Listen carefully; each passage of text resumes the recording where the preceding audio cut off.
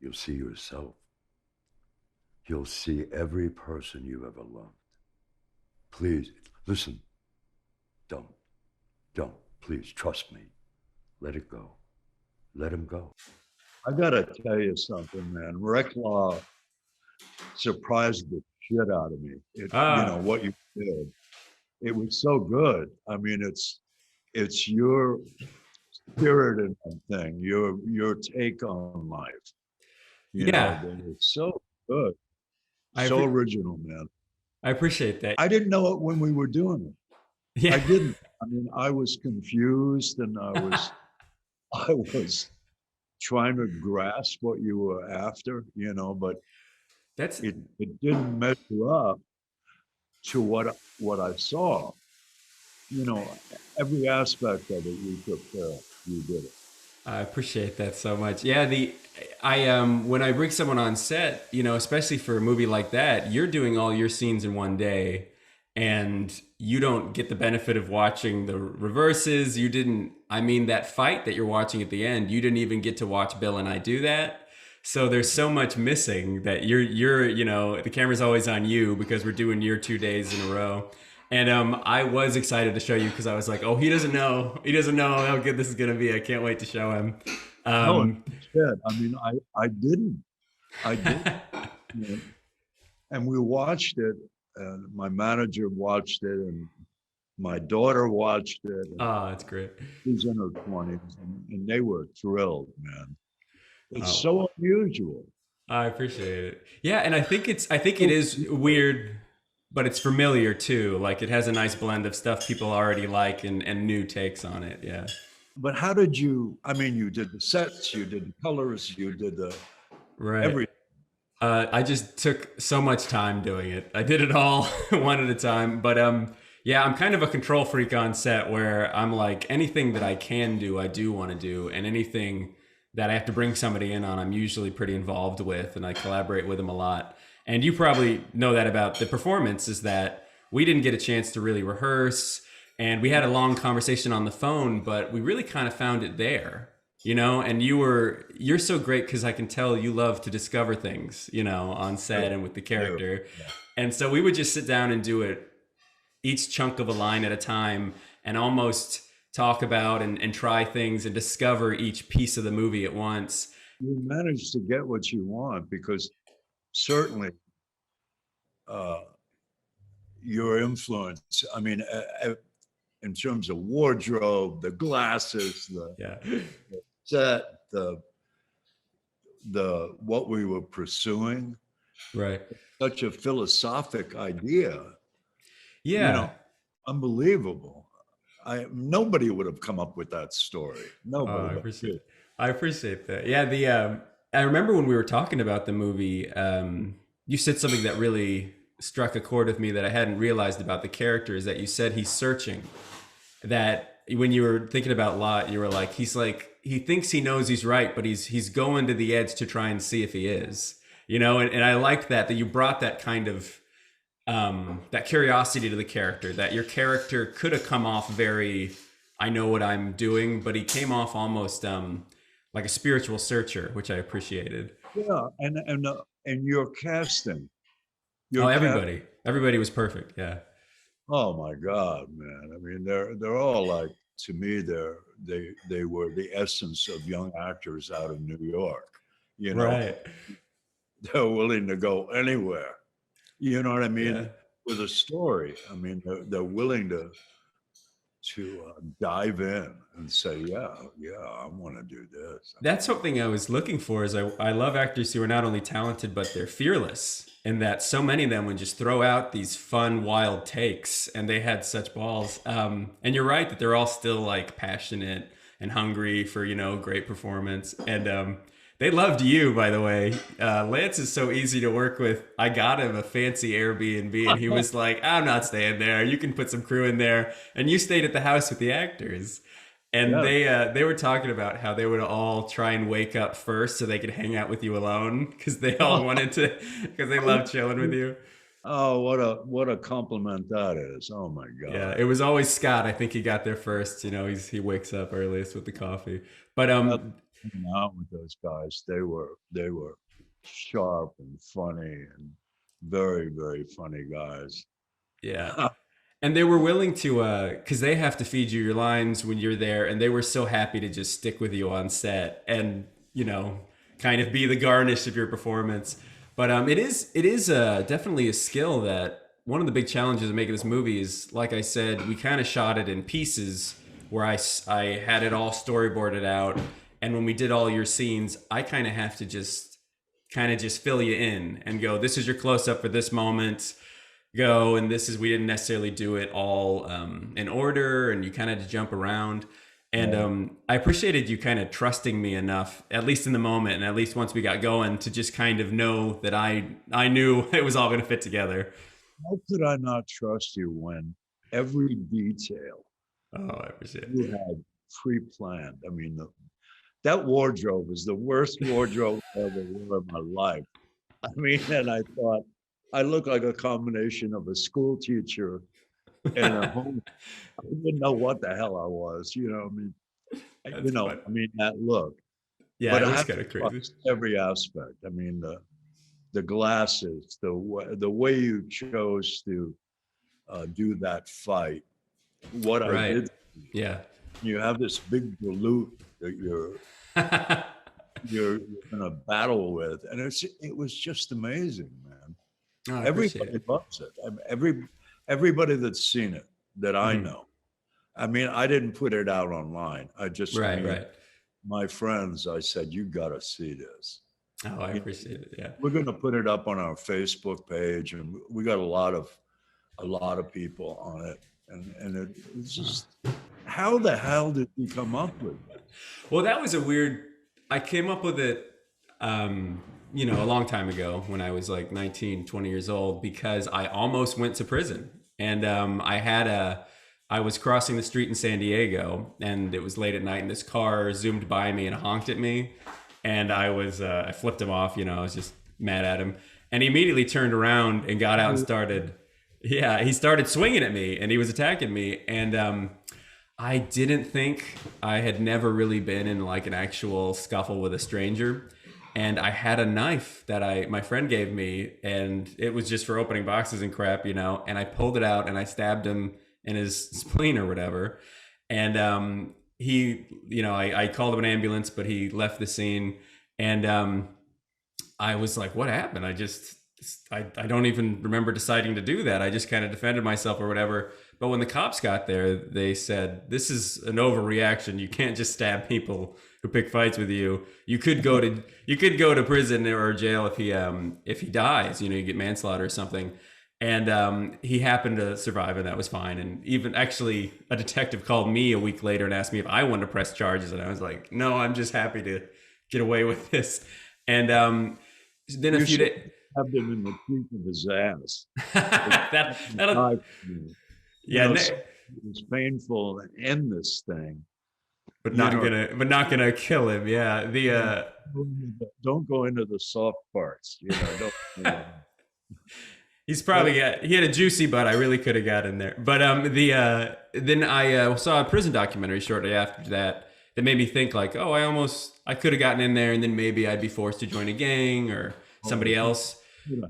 Yeah. Yeah, and I was imagining what would happen if I refused to be a part of any of it. If I refused to do what the other prisoners said, what the guards said, how I would constantly be attacked, and how it would affect me, and how misanthropic and and almost throw away my life it could be. And then on the opposite side of that, I thought, if you wanted to help these people and you wanted to get them out of the situation, how could you actually get them out of prison technically, with destroying evidence or appeals or any of that? And I started to fantasize about it.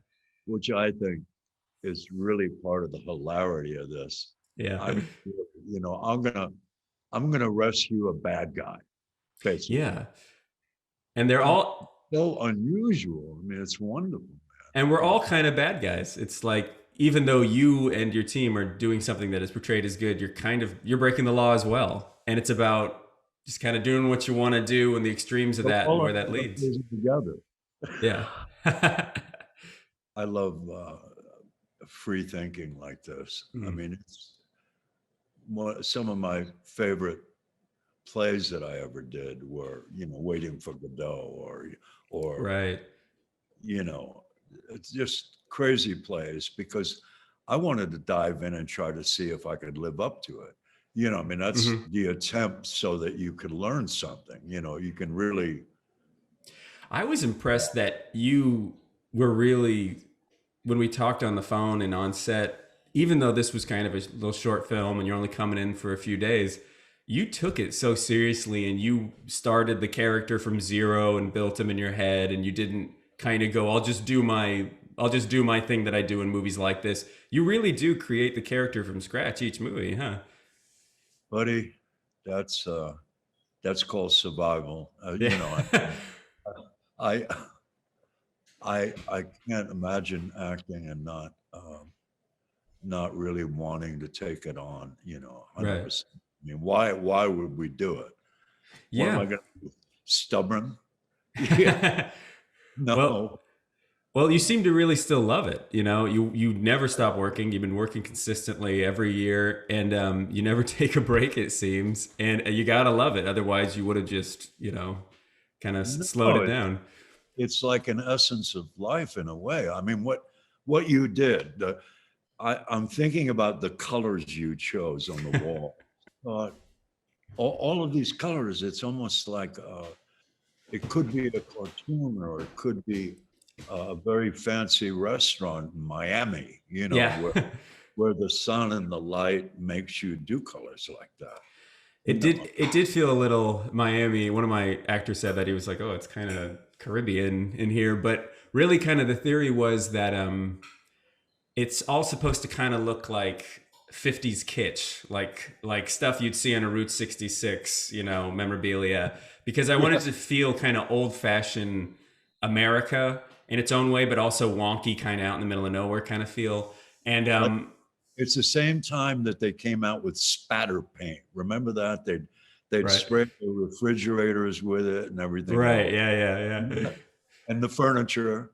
and All of it. I mean, it was in that era.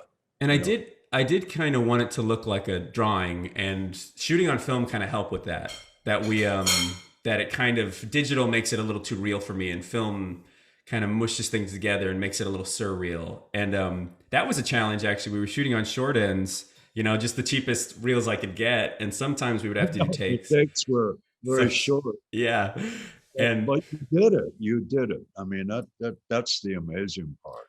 well, You, you I wonder what you're going to do in the future because, oh, man, you that's have a singular mind.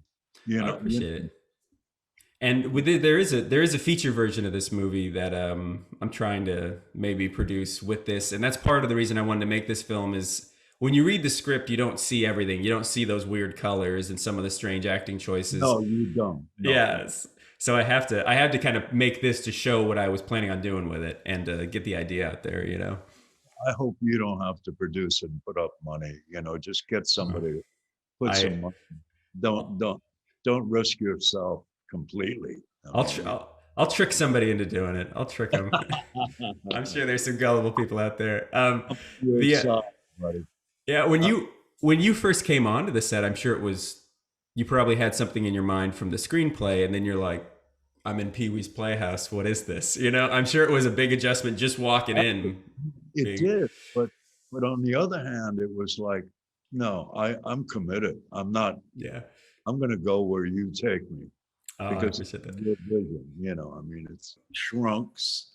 Oh, I love every aspect of what you did. I mean, the wardrobe. I love the glasses especially because they're Yeah. now that with the corona, we're all wearing masks. Yeah. Well, I was talking to Jane, your manager, and for anyone who doesn't know, Jane's is Lance's manager and also your ex-wife. You guys have children together, right? Yeah, I'm so yeah, we're impressed. best friends. I mean, we couldn't live together, but we sure could respect each other and love each That's other. that's such a great character trait that you guys are so mature and loving about that still. I was talking to her and she said that you guys were saying that you don't usually get to play roles like this. And I was wondering if you meant in these kind of strange Coen Brothers-esque movies or these kind of characters like Lot. Well, the Coen brothers are so. I actually got a script from them and did a tape, but I wasn't very enthusiastic about it. But because it was a Western and it resembled quite a few other movies like it. Right. You know, and they rely on language more than anybody. You know, I mean, Yeah. and it's their language. It's not what you would say in that circumstance. Right. So I kind of blew it off. I mean, I didn't. I really think that everything that happens to me in acting comes from the collaboration between a director like you or a creator like you and what I've lived in my life. My life has been in so many ways extraordinary for me. You know, I mean, I appreciate the survival that I survived here. Yeah, I read about your bio. You have such a incredible life before you even started doing major motion pictures. You know, so much to draw from. I was headed off a cliff, and I got rescued by the arts. Yeah. Really. And that's what I love that you brought to this character is that on the page, Lot can kind of come off as maybe like a professor or like a bleeding heart guy. And you brought in this history that is so clear with your being that this guy's been through some stuff that informs his thing and that he is wise in experience, that he goes, I know what I'm talking about here and I've seen the ugliness and I've come out somehow on the positive side of it. And you really, I needed that for the character because we have all this crazy shit happening around that I don't want this guy to be ignored and blown off the screen. And by not only bringing someone with your acting chops and gravitas, but also that, you know, you have people know you, you know, you're a known actor, you kind of balance out the movie where you're on your side of the scale and all this wonky shit, the movie's on the other. And you really do hold your own. And you're such a, even in the RV, when your first line happens, you're just such a pillar that everyone's like, oh, that guy's important. We need to pay attention to that guy. And it was so important to have that, which is why you're the only character that I really sought a more established actor, because I needed you to kind of be so such a presence. And I like that you brought that. And I also like that you bring such a down-to-earthness to the character. He could seem like some angel drifting off, but you're such an earthy person. I love what you bring to the role. The fact that you put us all in the same apartment, that did something, by the way. What it did was a tremendous amount of trust, which looks like I'm leading these guys, but we're all in agreement. These are all equals. It wasn't a leader who was, you know, a leader and I'm the boss and you're an asshole. You know, I mean, it seemed like a family. Normally it's done, you know. Yeah. I just liked them genuinely, you know, and so whatever they did to me was like, wow, I like that. I mean, you know what I mean? They did a great, they decided to do. And they did crazy, wonderful things. I mean, they really did. And you can't tell in that movie. You were the mystery man. Right. Yeah. The fact that you're acting in it, you know, you're in it. And you, I remember you going, okay, we're out of film. Okay, let's do another one. You know, I mean, because you were hoping to piece it together because they were short ends. Yeah, all the time. I thought, courageous. There you go. And I wasn't too I wasn't too precious with film in that movie. I actually ordered more halfway through because I was like, if I've already spent this much money and had invested this many years and time, you gotta just forget it. And, you know, max out a credit card if you got to, because today is what matters. And, you know, it's infinite. Especially with you. How you feel now about it? Oh, it's so satisfying to make something that you tried your hardest at, because if there's anything wrong with it, I know that there was nothing I could have done. You know, it's like I did my best, really, I did, you know, and I love the way it came out, but any shortcomings, they don't keep me up at night, because I'm really like, I gave it everything I got, every bit of energy. But you can do that shit, right? Yeah. Stay up nights. Exactly. Yeah. Well, you were, my hero is kind of James Cameron, actually. I've always identified with him in his films and the way he writes. He has such good tight scenes and he doesn't overwrite his scenes. And you of course started out with him, and so I associate you with his early career and these great movies you got to make together. And he works himself to death too, and I don't think he would have it any other way. He would always give 110%, and I don't know if I could ever stop giving all my energy to this until I got nothing. Right. Um, It helps that you started young. yeah, and I'm not that young, Lance. I hope I look young, but I'm always like, oh shit, I'm 34. I got to get working. 21, 24, somewhere around there, 25. Is that how old you think I am? Yeah. I'm 10 years older than that. I've been trying at this. Yeah.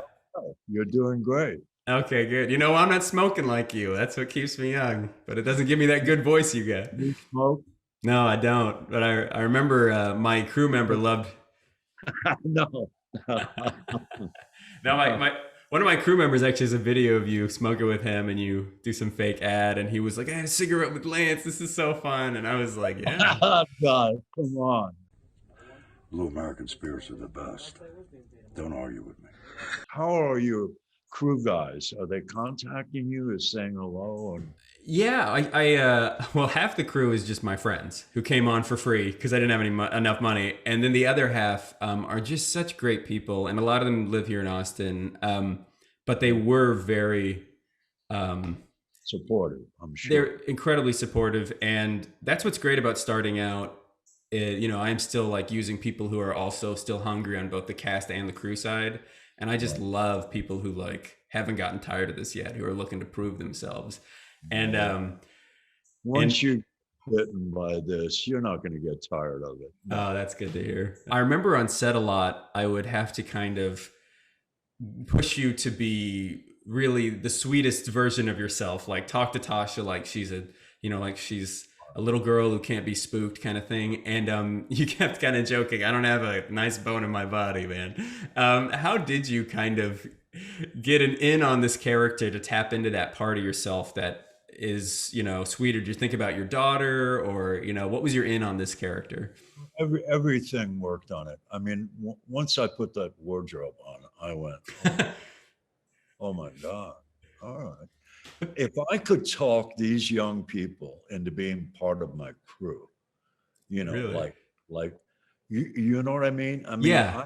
In every way I was thinking, I'll defend you. I'll protect you. It's a little bit like your lawyer, the knife thing. What happens is that once you agree to be part of a crew like that, risking everything, it's like, okay, I'll tell you a secret. At one point, I was only painting. I wasn't an actor. I was a painter. I painted pictures. Yeah. And I had about 3 buddies that were artists too. And one night I said, we're suffering because we don't have canvas. We don't have paints. They're like $5 a tube, this is insane. So I said, let's go break into an art supply store and get enough materials to paint for the next year. Right. What? Yeah. And I said, yeah, I know the exact one. We took the back window out of that thing, which was a big grill, took it out, went inside, got all the paints we could paint for a year. We did it. We actually did it. Yeah. And I knew if the cops had caught me, if there was an alarm I didn't know about and they caught me, I would say, almost like the Russian Revolution, no, I have the right to paint. Yeah. Right. Take me to jail. I don't give a shit. Yeah. Because I'll do it again tomorrow. If I owned that place and somebody stole my art supplies, I'd go, well, it's going to artists. I'm sure it's going to the right people. Because nobody could sell it to anybody else. Yeah, true. Yeah, that is something good that you bring to the role also. Is I was talking to the hacker actor Wiley about that, is I needed everyone to also be believable to be a criminal. That I was like, you can't only fit your part, you have to have a little bit of fuck it and deviousness. Life experience, call it. Yeah, exactly. I remember a buddy of mine put a steak underneath his scully cap, his hat. And as we got up to the counter, with one little item, because we were hungry, man. We Yeah. had money, no job. And the blood started running down, leaking from the package. Holy shit. I said, "Hey, wipe your brow, pal." Well, you, from becoming an artist, is that how you got your first work making sets and stuff? Is that how you got into kind of set building? I And wanted to be around it, and I would paint sets, and design them. Stuff. yeah. But the other thing, it was, I knew the closer I got toward the theater and stuff, the more I felt like an actor. I wanted to Yeah. be. My first play was Eugene O'Neill's Sea Plays, Bounty's Art of In the Zone, and like that. Right. Yeah. And I got the lead in it and didn't even know it. I mean, and I had to learn it because I could hardly read. I had to Yeah. learn it by putting it all on tape, and I didn't know Wow. I thought I memorized everybody's lines because I didn't know any different. Right. Yeah. Once I was bitten by those kind of moments where something came out of me where I didn't even know I had it. Yeah. Yeah. You're incredible at observing you was really kind of a class for me because you have, you're such a great actor, you have so much experience. And I was watching going, okay, how does he do it? How is he doing this? And I was amazed by how relaxed you could be. That between lines, you always came to a very open, relaxed place. You were not like ready and kind of stiff. No. You're so relaxed. And I wonder how you do that personally, because freezing up is probably the main problem for most actors. I think commitment. I mean, I think, look, if you're gonna walk on a ledge and you're 100 feet from the ground, Yeah, and you do it, you better be relaxed or you're gonna fall. it's a good point. Yeah, I think sharpshooters do that, where when they study the brains of people who are marksmen, and right before they take the shot, their brain goes kind of quiet, and it's like as an actor, you're taking a shot, they're rolling the camera. And I wanted to ask you also, because even with your level of experience, do you still get stuck? Do you get problems where you're on set and it's not coming, or you're blocked, or you're not listening? Do you still get those kind of moments of oh crap, I'm in trouble? And how do you get yourself out of them? Well, if I look into the face of another actor on a set and we're gonna do something, Yeah. I'm rooting for them as much as myself. Hmm. That gives you a sense of connection where we're all in the same boat. Now we're safe. You're not out to kill us because you're the director. Right. You're out to share everything you got so that this works. And I know that now. I mean, I know it. That's good. That's a good way to put it, that everyone on set's job, especially in post too, is to make sure that you don't fail. So being worried about it, you have a whole team of people rooting for you. Yeah. Fail, and then you start from there if you have to. That's fearless, and I like that. You're not worried to make an ass of yourself in front of people. Well, the other thing, these people that you hire, these wonderful actors, all of them. I mean, Yeah, all really, all of them. Yeah. They were. We had the same feeling of, oh my God, short ends. Got to get this out. We're going to ruin this guy if we don't do it. You know what I mean? It was Yeah. family, and that's exactly what this group was. We're going to try to save somebody. Yeah. It's like trying to save you is the same as trying to save somebody. I do like to kind of low key pressure people, going, look how hard I've tried on this. You should probably try too. I'm giving everything I got here. And giving his blood, his money, his future, yeah, his relationships.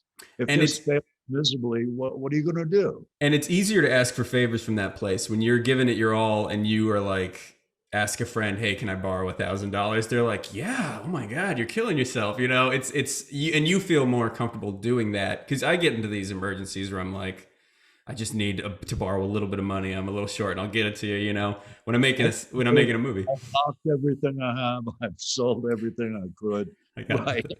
Yeah. This is going to get around, man. This thing Oh, really get around. I hope so. Yeah. I'm trying to do my part to get it out there because I was kind of a hermit. Doing a Zoom is part of it. If they Right. don't do this, then go to hell, you know. Oh, and exactly. They'll listen to it because people still love you so much, Lance. You look at any video on YouTube of any old trailer you got, and everyone's like, more Lance Henriksen. I love this guy. You have something that people just adore. That's a miracle. I never intended that. I did, you know. I haven't been a very good ass kisser in my life. I really haven't. Which is, Yeah. which is what I like about you, because honestly, more than half of actors, you do kind of have to kiss their ass a little bit. But I remember on set how little you liked special treatment. You were like, oh, I'll just eat what everyone's eating. And, Oh, you know, no. well, Hey, and we got 2 legs, 2 arms, nose, eyes. Look, yeah. all the thing. Since you've worked so much, especially in some low budget stuff, I have the advantage of like people I know have worked with you as well. Even in Austin, I think you flew in to do a movie called Frontier or Wilderness, I think was what it was called, or something like that. And my friend was talking about how he had to drag you on the ground. He was playing the monster and he had to drag you on the ground, and how you were like, it's fine, do it, you know? And are you like me, where you kind of like being a little uncomfortable on set, where it keeps you in the moment, where you're like, I don't want to be pampered, I want to be in this, you know? Oh, yeah. I mean, being pampered would turn me into something I'm just not. I mean, you know, don't don't feed me with that spoon. I can do it myself. Don't worry about Yeah. it. I came from the streets of New Right. York. It's hard to remember that you're a New Yorker. You don't seem like, you know, you don't have an accent or anything. And you seem like such a salt of the earth guy. And I'm like, this is a city guy, actually. I'm not Vinny Boombots, whoever the hell. Yeah. After you got to see the movie, because again, you didn't get to be there for so much of it because we shot out of order and only pieces at a time. What are some of your favorite moments from the movie now that you've seen it?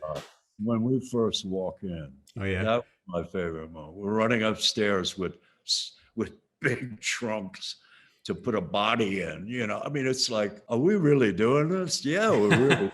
I think the first scenes that you do in a movie, in any movie, Yeah. is the ones that give you the brand. It's the Right. brand. You've been branded, and you hinge everything off of that. And then you Yeah. get another good moment. You hinge everything off of that. You know, so it's an organic thing. It's not an intellectual thing at all. Yeah, you really feel it out. Yeah. I was very worried about with this movie and all probably future movies on pacing, and that's what really saved this movie, is that it moves so well. And that's another big thing that the director kind of has more of an insight than the actors, is because as an actor, I want to be filled in. I'm like, how are you using this line in the edit? Is it going to be, you're going to chop it right after the other? Are we going to let this linger? Bro, you're talking about a whole other world. Yeah. How do you pace a movie? I mean, Yeah. man, I did a movie with Vigo called Fallen. Yeah, it's great. And it's about dementia, and it's about, you know, but I didn't want to play dementia. You can't play dementia. Right. It's not. If you have dementia, you've stalled. You're there. You're there. Yeah. So who needs to go there? Exactly. Because otherwise, what am I going to do for the rest of the movie?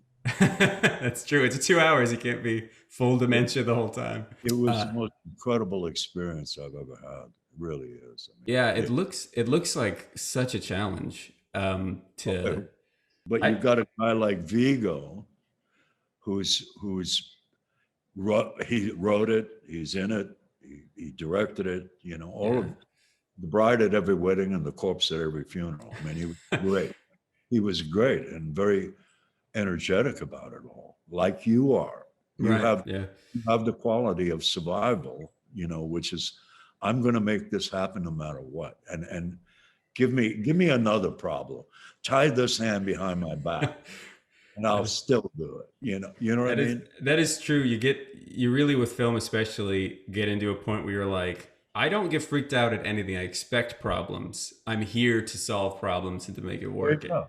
Yeah. And I wanted to ask you, you deal with so many directors and you were so willing to collaborate with me. You really aren't afraid of dealing with directors. What do you need from a director to foster your performance? What works for you and what are you looking for with a director?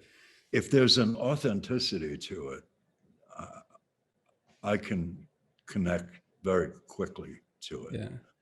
If there's, because everything has a structure. I mean, whether you're going to, in this scene, you're going to put your sneakers on. Okay.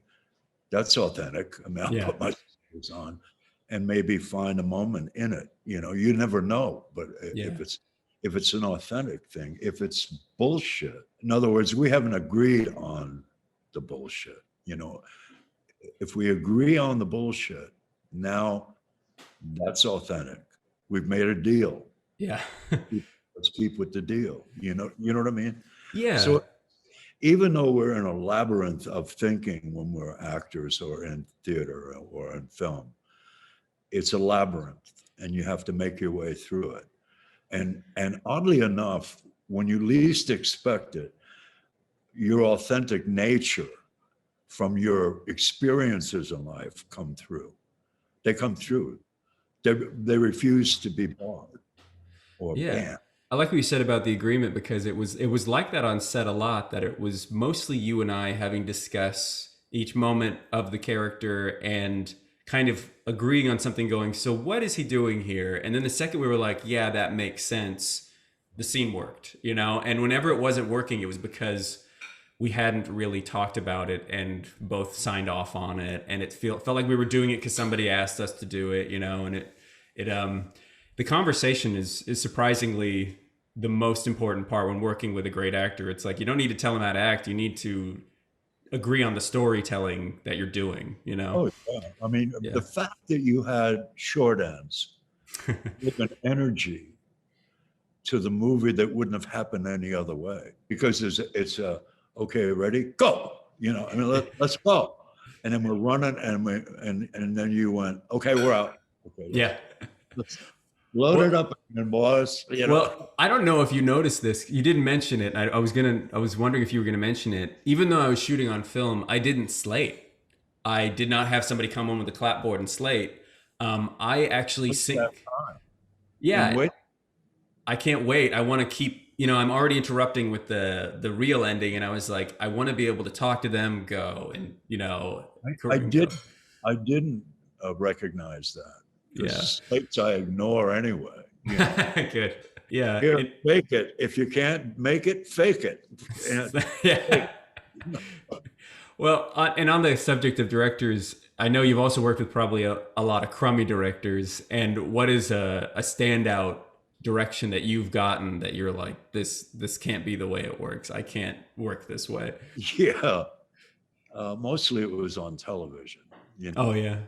On television, not Millennium. I mean, I did that one with my whole heart. But needing to buy cheese and milk and bread, you sometimes do, take a job that you don't even want to be there. Right. And one of the actors on the show actually was like a maniac. And he came in, I'm going to be interviewed by these two cops. Right. He throws a bottle of apple juice, water, whatever it is. He throws it at me and hit me and split my lip. Holy shit. It really hurt. Yeah. And I got real pissed, that he did that. Anyway, of course. I got fired from that show. You got fired or he got fired? No, I got fired. That's crazy. It's ridiculous. But that's the insanity of, he's got the lead in this show. And so we got to fire him because otherwise he'll sue us for splitting his lip. That makes sense. I was so happy to walk away from it. The only time I ever got fired. Really? Yeah, I read some of your quotes that I think you were working on Jennifer 8 or something, and you thought you were maybe going to get replaced because you saw John Voight on set, and it interests me that somebody even at that level, you're still always insecure about job security, where you're like, I can still get replaced even if we've shot a few scenes. I had a very emotionally stormy youth, childhood, Yeah, all of. So that doesn't surprise me that I would have that little bit of a, right.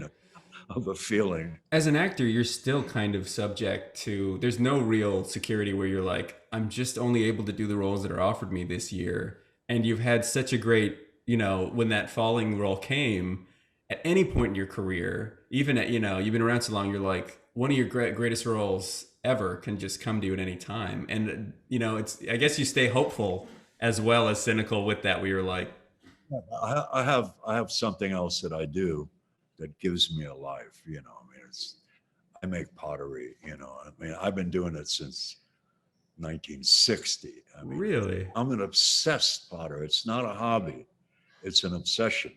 So Holy shit. And you use the wheel? You're doing a pottery wheel?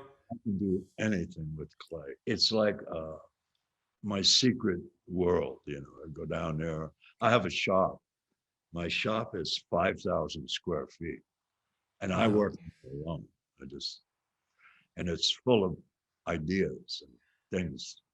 Just it's Well, great. you have that instinctual nature that I'm sure you want a medium that you can like interact with in the moment. Oh You yeah, know? fail and succeed.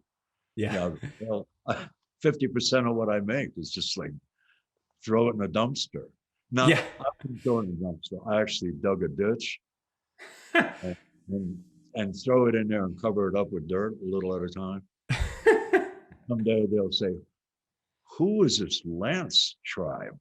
Who the I did the pottery for the first time this year as like a little anniversary present for my wife. We did it together, and I made a pot like this big, and I was still struggling with it, being like, oh, how do I keep it even? I'm sure your shit's getting like this big now, where you can make some pretty substantial work. Yeah, make all kinds of things, big platters. And I'm sure she went, "Oh, thank you. Thank you." It was, hey, honey, Wow. honey, could you bring me my pottery pot? The what? Could you bring me my pot? I want to show Lance my little pot. We're talking about pottery. It's I'll we. grab one of mine and show it to you. I would love to. I want to see it. I'll show you mine if you show me yours. This is my little, and this is my wife. This is my wife more. Nice to meet you. But yeah, look at this little dude.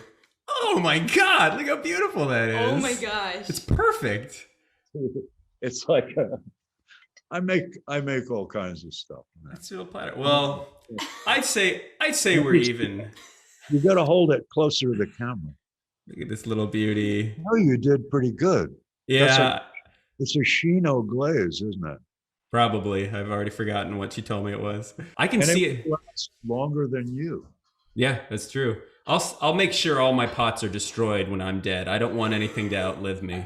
Very good. I gotta bury them. That's right. But the archaeologists have something to do. My last question for you is which I ask everyone I interview for anything, is what is your advice to people who are getting started out? How did you waste time either with your career or with, giving yourself permission to be the best actor you can be? What advice would you give to people starting out? You have to be crappy when you start. There's no way to know all of that when you start. Yeah. So if you have one moment that you believe in, that you actually did, that you don't remember how you did it, you're on the road. That's good. You're on the road to go. Yeah. That's the whole point. You don't. How could you have known? You did everything you could to make Reklaw, Right. and every element that you put into it, could have been successful and work, or could have been not, right? But you risked making the attempt. That's all it's about, is the attempt. And you get better and better at attempting. Yeah. I think the only thing to do is to really listen to your own reaction. listen to other people's reaction and all of that, but don't be defined by their reaction. You know, I've been doing it so long now that it feels like 50 years I've been acting. How the Jesus. hell did that happen? Doing my first play, I remember there was a racist line in the play that Eugene O'Neill had written, and it was, will you listen to them friggin' Hmm. M's, right? Yeah. And opening night, I was able to rehearse it, but I could hardly get it out of my mouth, even in the rehearsals. And right in the front row, there was this beautiful Oh, black no. couple sitting there. And I turned and was gonna say it, and I wouldn't say it. Oh my God. So at the end of the play, nobody knew it was gone, but the director came running up to me and said, "You have to say it. You have to say it." And I said, I just didn't answer. You know, the next night I said it, but I whispered it. You know, Yeah, I did notice that about you, that the only thing that could get you off your game was you having to, was somebody in distress or you doing something that might hurt somebody's like feelings or something. That I think that you still hesitated with that. And I remember Tasha in some of her scenes with you, she would just be bereft and crying and sobbing, and you'd be a little like, oh, this poor woman, that still seems, you have an empathy for everyone around you. I do. I liked what you said about you have to be bad when you're starting out, because I saw your first few movies and you were absolute dog shit, Lance. I gotta say, I'm just kidding. No, I was. You were amazing. You've always been good. No, I mean, I did three. I needed the money. What am I going to do, man? I did three Sasquatch movies, and they were the first movies I've ever done. I mean, they're like, oh God, I got to do it again. I mean, but Well, luckily there was always something in it that I went, oh, that wasn't bad, man. I kind of like that one. that's so good for you, because you're giving a lot of these, directors who are working with lower budgets, or for, early directors, you're giving them their first experience working with an established actor, and you're the absolute best person to break somebody in, because you are not a diva, you are not above it, you are willing to try to make their dumb Sasquatch movie good if you can, and that is the greatest gift you can give to somebody. As good as I could. Yeah. Yeah. But I remember I worked with Sidney Lumet, and we did Dog Day. That was my first real movie. Yeah, I remember you're in the car at the end with Yeah. And he said to me, we shot a scene where I was Al's character was frisking, hmm. and I was using that if I look at him and I make eye contact with him, I'm just going to crush his head. And that's what I was using. Don't look at this motherfucker, you'll kill him. You know, I mean, That's good. right now, you'll kill him. Yeah, that's good. And Lumet came over to me after we shot the scene, and I didn't tell him what I was using, but he said, I don't know what you're doing, but keep doing it. It has to come from the actor. You can tell them what you need storytelling wise, but it has to be their idea, or it won't have the energy. Like, you can say, I need this line to be funny, but it has to be their idea on how to make it funny. And But also, you ask permission. You have to use what the river is giving you. You know, you if you ask permission, then you're a little ass kissing little boy.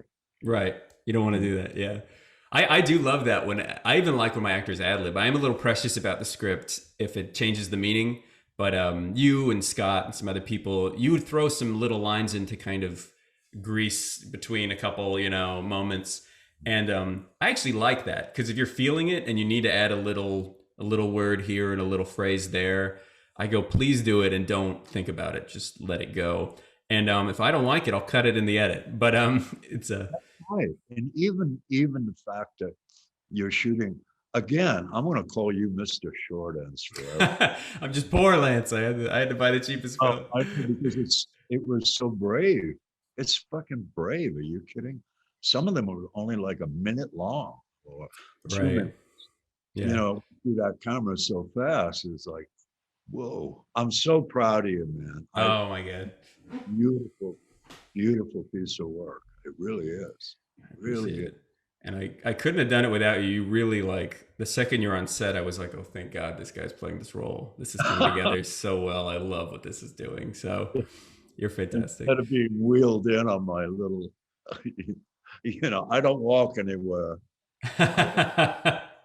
Well, I just loved the way it came together with you. And you're right. You guys became a little family. It was so obvious that less of a team, more of a family. And, it just all, I couldn't be more happy with the movie. I can't wait to share it with people. It's one of my favorite parts about making movies is I like being an audience member for the movie. I like watching the thing and watching it with people, and sharing that.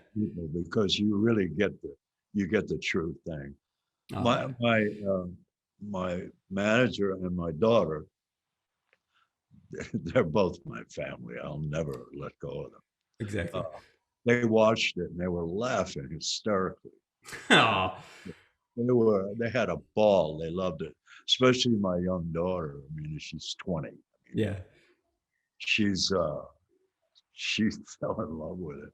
Oh, so happy to hear that. Her kind of rhythm and her kind of unexpected, corners that are turned. Yeah. What are you going to do next? Do you have an idea?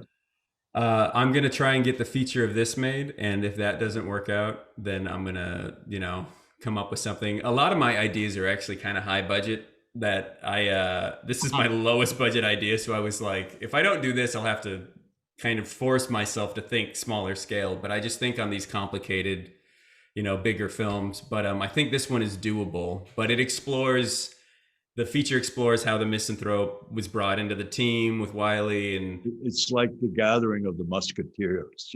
You end up. I'm waiting outside for the first guy to get out. yeah, And meet him in the parking lot of the prison.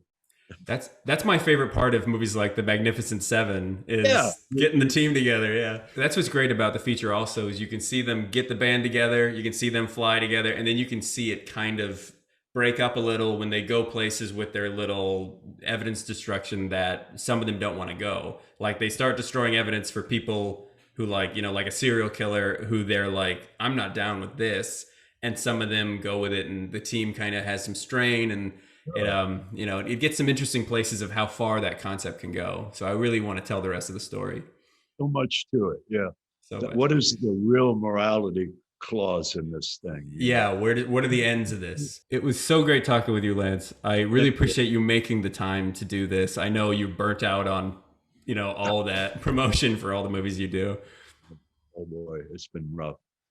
I've done a few movies that are coming out now suddenly. I mean, it's like, I guess Corona, after we finished Fallen, we had a whole year, Yeah. the editing and all of that. I had to go to work. I mean, so I went and did a few movies with masks. Yeah, yeah. Oh, you're in the danger zone, Lance. You're one of the older ones. Yeah. Snuck in some jobs, man. Hey, I think you're one of those people who'd be willing to die for your filmmaking, man. Like going out. Yeah. Oh, yeah. You've reached 911. To report a murder or dead body, press 1. Fucking stairs. Why don't you come and have a seat with me? Look it up. Expired in altercation with inmate number 419. Punishment without love behind it, you'll come out worse. Who are you people? Oh, no. It's sweater weather, motherfuckers.